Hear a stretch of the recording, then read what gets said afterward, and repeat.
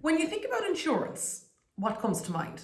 Because when I think about insurance, I think of something that I know I have to have, but I never want to use. Because if I have to use it, probably something bad has happened. So it's not exactly the most comfortable thing really to think about, is it? Also, lots of people consider it to be a tricky area based on jargon or about, nuances of contracts and a range of other things. So for all those reasons, quite recently, Liberty Insurance partnered up with Irish Times Training to run a series called Insurance Explained. And delightfully, they asked me to work with them as well so that I could interview 4 people within Liberty to do, as the name suggests, explain insurance. So I wanted to share with you, first of all, the link to the series is in the post. But secondly, I'm just going to take you through the key points that came out of this series. And of course, you can go and listen to each of the individual conversations. They're all quite short because, of course, people are busy, we know that, and they want what they want quickly. So we started off with Anne-Marie Collins. Now, she is head of customer experience at Western Europe, and we had a chat particularly around shopping around because everybody says you should shop around when looking for insurance, including the insurance companies themselves. So we talked about where do you go then to actually shop around? And there's specifically 2 places. Number 1 is you can go to a product supermarket or of course directly to the insurance company. And the other one is then you can go to a broker as well who will shop around on your behalf. Now, she also pointed out that there are a lot of jargon busters out there because there's a lot of jargon. But that's not to say that you need to feel overwhelmed by it. Anybody who's involved in customer service in insurance should be patient with you and explain what certain terms are. And it's okay to ask the questions. And particularly if you're on the phone and you don't understand a term or you're online, just make sure and reach out and ask them. Now, also, as well, she pointed out the importance of updating your insurer based on whatever things might have changed about your own situation. Now, this also came up with Leona Dooley a little bit later on. Case in point, you put some work into the house, some sort of investment goes into the house, and then you don't update your insurer. Then something happens and you need to claim your house insurance, but the value hasn't been updated yet.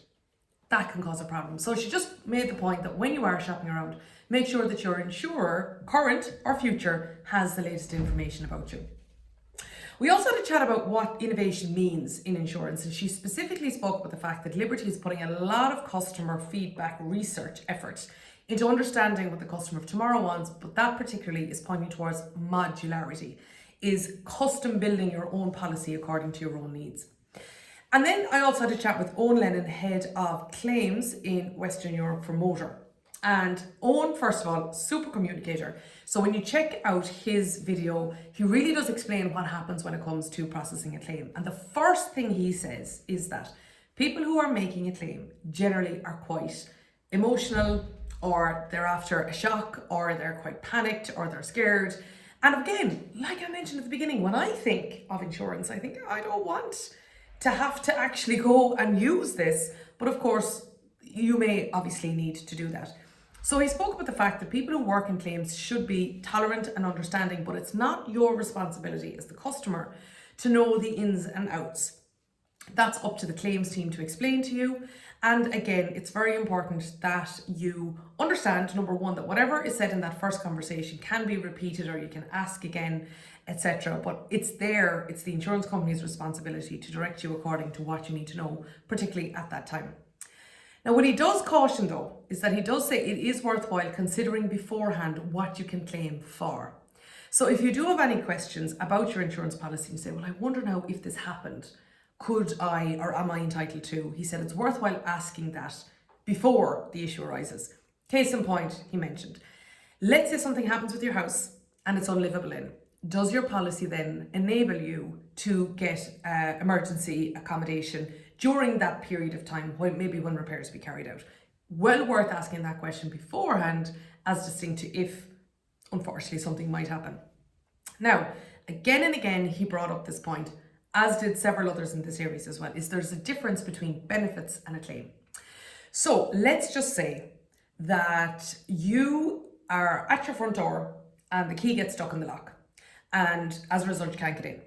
Now, at that point, some insurers, Liberty is one of them, insurers offer a household benefits package whereby you can call in your insurance company who will come out and help you deal with that sort of an issue, right? So this is a benefit of the policy. That's not a claim.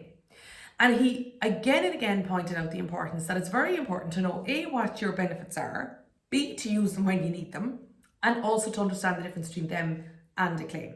So check that out as well with your policy, because you could definitely be able to turn to your insurance company then in those type of scenarios and be able to take the benefits that you're certainly very entitled to. Now, as you know, my style as an interviewer is to not avoid the hard questions. So I did indeed talk to him about, what happens after a claim when it comes to having an impact on your policy, or what exactly happens when you make a claim, how long does it take, what are the steps involved, what happens on the other side, etc. So again, all of that is in the video. You can check all of that out. Then we also had a chat with Stuart Trotter, who's branch manager for Ireland. Now, Stuart basically took us through an insurance 101, right? He basically took us through what is in a policy, but also what insurance do you need to have versus what do you have to have. So by law, I have to have motor insurance because I have a car. Now, I don't, in Ireland, have to have health insurance by law. So there is a distinguishing factor there between what I need to have and what I might want to have. And he talks us through all of those various different elements. In particular though, what Stuart tells us about is how the premium is calculated arising from risk. And risks are various when it comes to their frequency and severity. So how often might something happen? And if it did happen, how severe might that be from a financial point of view? And a lot of that is what the underwriters then need to take into consideration. But he says again, what you can do is as you talk to any insurance provider or broker, you can ask, like, how do I actually decrease the risk associated with the insurable risk that I'm talking to you about? For example, if I was to park a car in a garage, that's very different to on-street parking. But he says, like, all of this goes in to underwriting insurance. And of course, you can ask these questions. I did ask him, does gender matter when it comes to insurance? Because I remember a time when it did. And he said, no, not since 2012. Discrimination legislation in the EU has now meant that men and women get the same type of insurance. Now, I also then asked him, are there any external factors of which I have no control?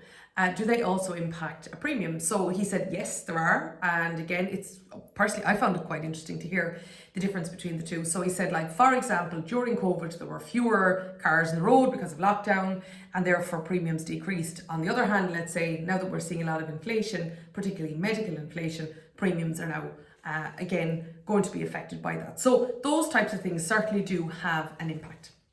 Now, I also then spoke to Leona Dooley. Now, Leona is like, wait till you watch the video with her, right? It's like you're having a chat with her yourself. She is super. She's very, very good at what she does. She's a senior manager in compliance and works in a variety of other areas within Liberty. But she gave this very good analogy about differentiating home and contents insurance. And she said that imagine if you take the house, right, and you just lift it up off the ground and then you turn it upside down, what would fall out? Because she said that is what contents insurance refers to, and what would be stuck in that upside down house is home insurance. And she too made the point that, again, it's very important to keep your insurer up to date, particularly on the value of your house. Because she said, of course, house prices have gone up due to inflation again. Again, she also made the point about the value of houses going up. But then she also made the point about contents insurance too. And she said, that people now have, whether it might be very expensive bikes, or there can be different contents, specific contents that you want to make absolutely sure are insured. So after she mentioned bikes, for example, she also mentioned an engagement ring, or you may need to convey if there's a specific thing that you want to be insured within the house. And she said then, look, people have other questions as well, whether it is, let's say, a bike. And let's say a bike isn't stolen in the house, but the bike covered under contents insurance and mentioned under contents insurance. What if that is stolen outside the house? So all of that is discussed. She too pointed out the importance of the household benefits versus claims. And we also had a really important conversation about open driving. What if somebody takes your car? All right, so you say to somebody, will you drive home? And they're not covered under your insurance and they have an accident. What happens then? And we also spoke about what happens if you live abroad or if you've been on your parents' insurance. And then if you are coming from abroad, or if somebody who has been on somebody else's insurance, how does their clean driving history translate, as well as how to protect your no-claim bonus. So check it out. Thank you very much to Roseanne and also to the team at Irish Times Training, who've been brilliant to work with.